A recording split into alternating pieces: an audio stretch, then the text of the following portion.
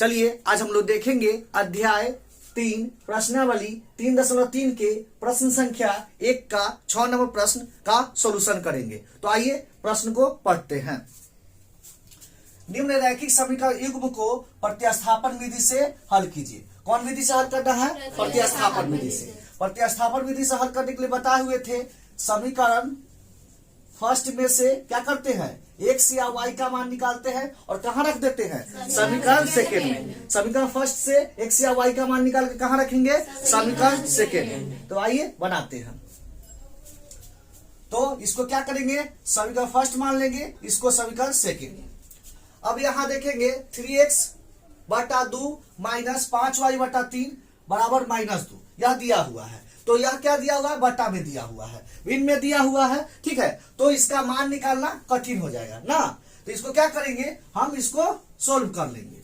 Solve करने का तरीका क्या है, इसका क्या करेंगे, भिन्न का घटाव निकालेंगे। क्या करेंगे? भिन्न का घटाव करेंगे। तो क्या होगा, भिन्न का घटाव निकालने के क्या करते हैं, नीचे वाला का एलसीएम लेंगे। तो कितना होगा, 2 3 का एलसीएम 6 होगा। कितना होगा? 6। तो यहाँ कितना हो जाएगा, 9x minus 10y equal to -2। Clear है।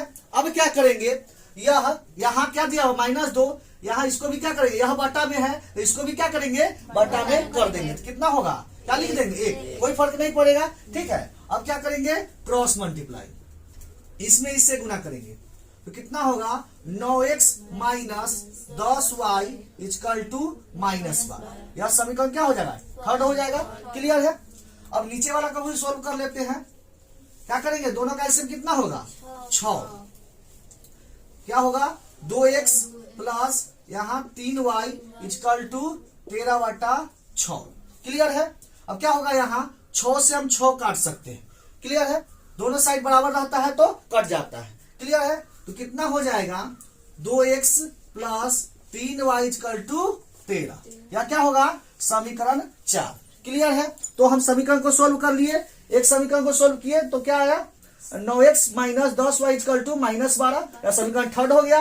दूसरा समीकरण को सोल्व किए तो कितना आ गया, 2x plus 3y equal to 13। यह समीकरण 4 हो गया। क्लियर है, कोई दिक्कत? कोई दिक्कत नहीं। चलिए आगे देखते हैं। अब यहाँ 2 समीकरण आ गया तो क्या करेंगे, एक समीकरण में से x या y के मान निकाल कर कहाँ रखेंगे, समीकरण थर्ड। हाँ, अगला में रखेंगे। क्या होगा, कौन विधि से हल करना है, प्रतिस्थापन विधि से। तो लिखेंगे, इसलिए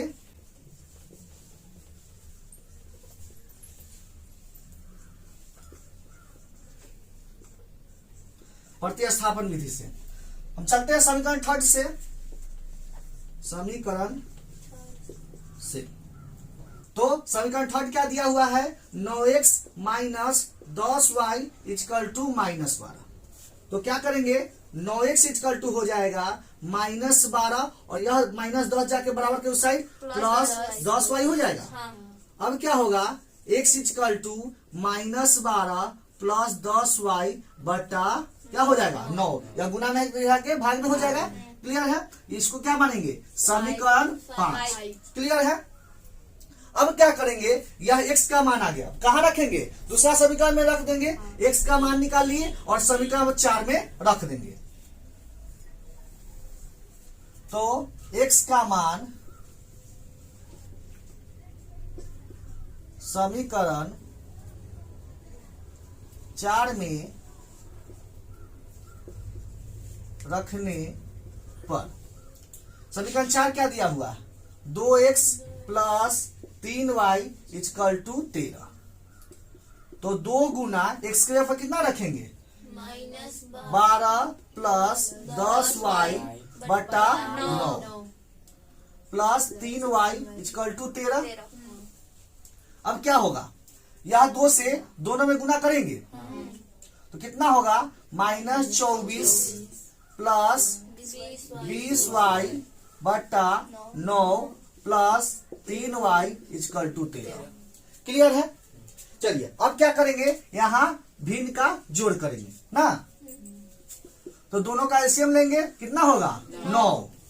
यहाँ कितना होगा, सेम हो जाएगा, 9 से 9 कट जाएगा। कितना होगा, 24 प्लस 20y प्लस यहाँ कितना होगा, 27y इक्वल टू 13। अब क्या होगा, यह वाई वाई जुट जाएगा, तो क्या हो जाएगा -24 प्लस 47 वाई बटा 9 इक्वल टू क्या होगा 13। क्लियर है। अब क्या करेंगे, यहाँ इसको हम लिख सकते हैं 13 बटा 1। क्लियर है। यहाँ बटा में है तो इसको भी बटा में बना दिए। अब क्या करेंगे, इसको क्रॉस मल्टीप्लाई करेंगे, इसको इससे गुना करेंगे, कितना होगा -24 प्लस 47 वाई। क्लियर है। एक से गुना होगा तो सेम हो जाएगा, इक्वल टू इसको गुना करेंगे कितना होगा 117। क्लियर है।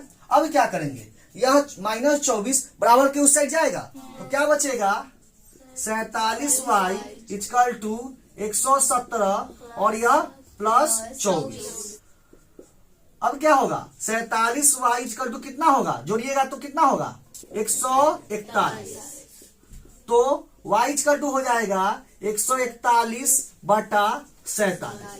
क्लियर है। कितना बार में कटेगा 3 बार में, इसलिए y का मान कितना हो गया 3। y का मान कितना हो गया 3। क्लियर है। कोई दिक्कत, कोई दिक्कत नहीं है। चलिए अब क्या करेंगे, यह y का मान हम कहीं भी रख सकते हैं। यह y का मान या समीकरण 3 में रखेंगे, या समीकरण 4 में रखेंगे, या समीकरण 5 में रखेंगे, कहीं भी रख के हम मान निकाल सकते हैं। लेकिन यह y का मान यहाँ रखेंगे तो आसानी से निकल जाएगा ना। तो यहाँ यह y का मान कहाँ रखेंगे, समीकरण 5 में।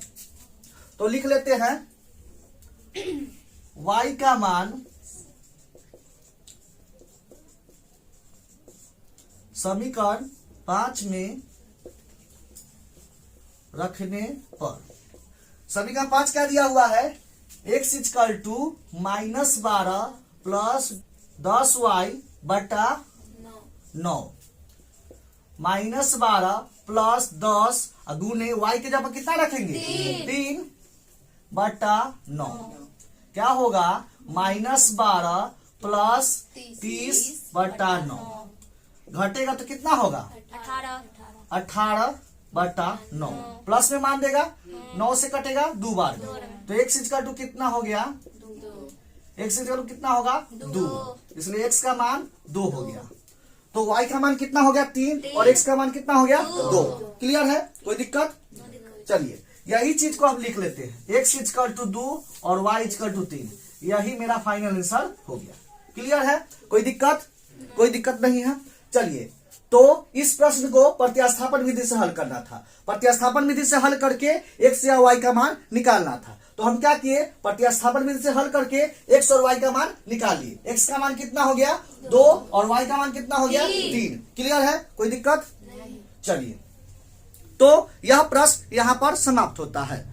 हम उम्मीद करते हैं कि यह भी प्रश्न आपको जरूर समझ में आया होगा। यदि क्वेश्चन समझ में आया है तो वीडियो को लाइक करें और ज्यादा से ज्यादा अपने दोस्तों के पास शेयर जरूर करें। मिलते हैं नेक्स्ट वीडियो में इसी तरह के नए प्रश्नों के साथ। तब तक के लिए धन्यवाद।